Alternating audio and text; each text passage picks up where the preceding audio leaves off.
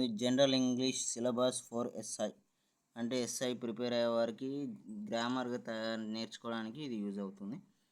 చూసుకుంటే first sentence and types, articles, tense, conditional tense, active and passive voice, question tags, direct and indirect speech, degree of comparison, parts of speech, preposition, simple complex and compound sentence, reading comprehensive passage, vocabulary, synonyms, దీనిని తెలుగులో వ్యాయ పదాలు, నానార్థాలు, ఇంకా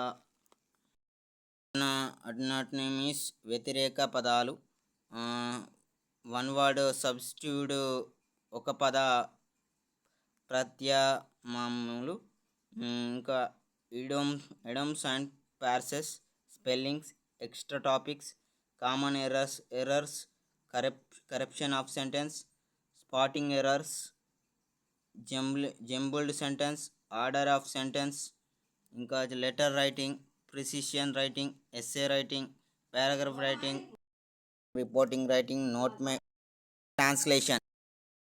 letter రైటింగ్లో personal letter గురించి చూద్దాం. Personal letter అంటే ఫ్యామిలీకి సంబంధించింది కానీ, మన సంబంధితుల రిలేటివ్స్ కానీ, మనకు సంబంధించిన ఏదైనా పర్సనల్ విషయాలకు పర్సనల్ లెటర్స్ ఉంటాయి.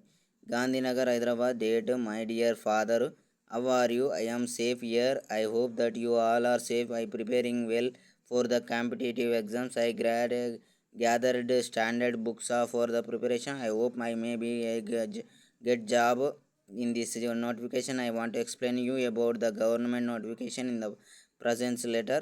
I am very happy to share important information to you. It's giving me immense pleasure to share to the information to you.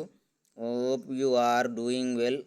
Can we my regarding to the elders and wishes to the children's by your lovingly. ఇది పేరెంట్కి రాసింది personal letter. Next ఇంకోటి చూద్దాం, office letter. Gandhinagar, Hyderabad. Date 5th ఇట్లా ఉన్నాయి. To the chairman, Uppal municipality, Uppal, Hyderabad. From person పేరు, అతని address, తన యొక్క ఉండే నగరు, ఉండే డిస్టిక్, ప్రాంతము, ప్లేసు.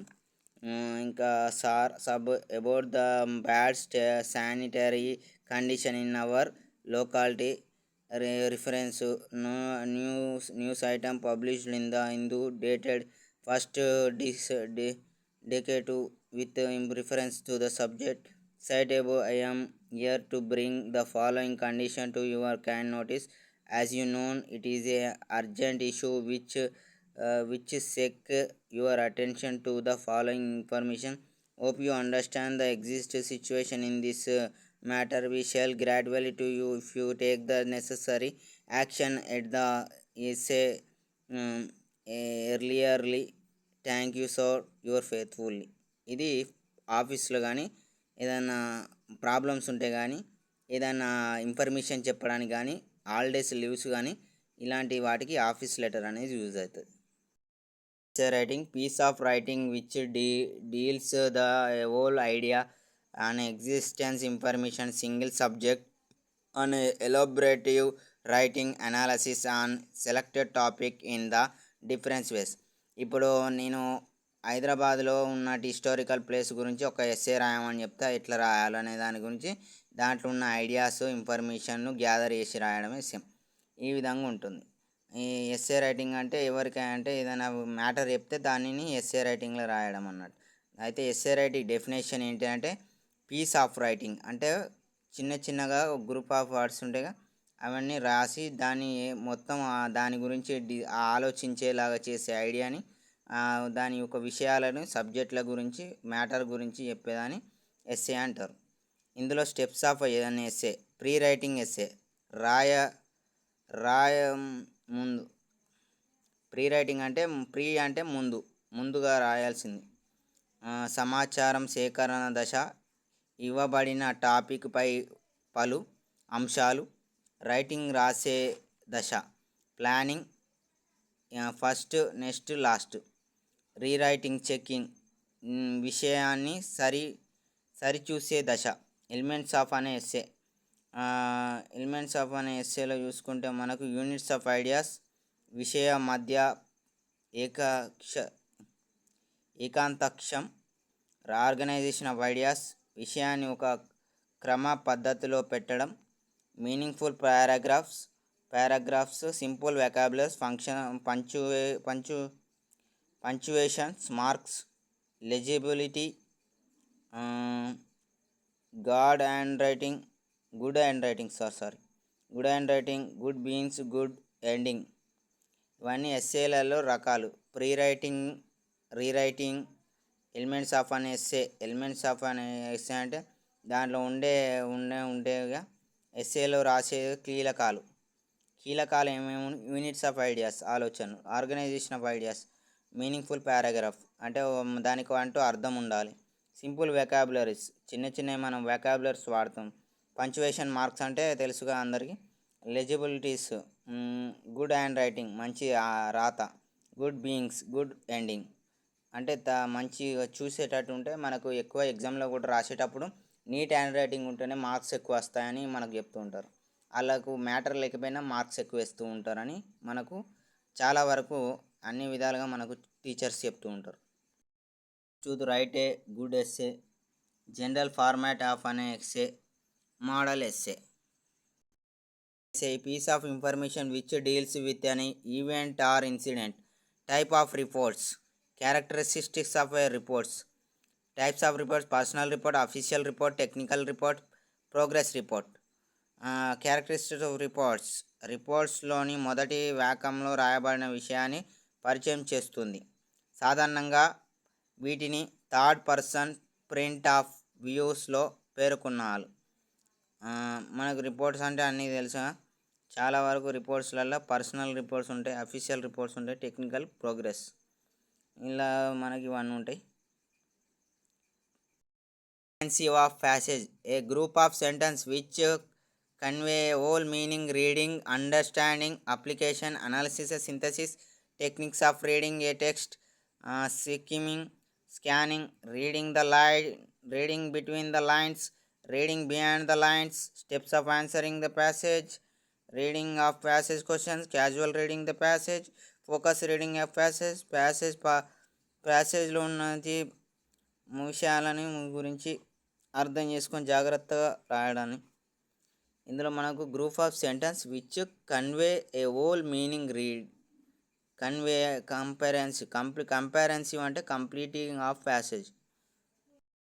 ప్యాసేజ్ని చదువుతున్నప్పుడు అందులో ఉన్న ముఖ్యమైన వాటిలో నేమ్స్, రిపీటెడ్ వర్డ్స్ను, డేట్స్ను అండర్లైన్ చేసుకోవాలి.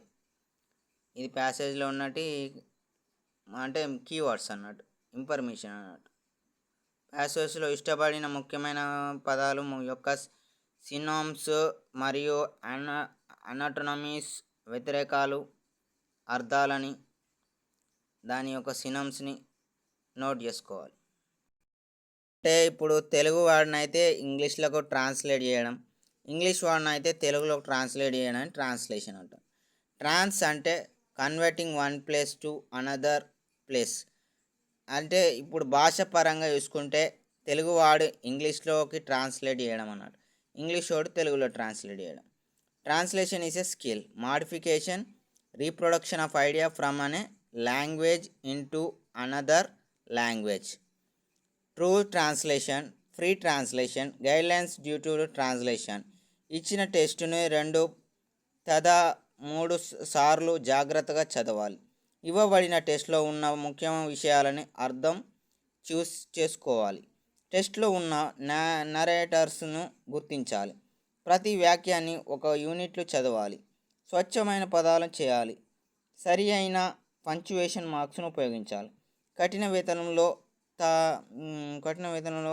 మంచిగా గుడ్ హ్యాండ్ రైటింగ్ ఉపయోగించాలి. Common errors, correction of sentence. The enjoy music everyday, no error. ABCD అందులో ఏది ఎంజాయ్? Spotting error.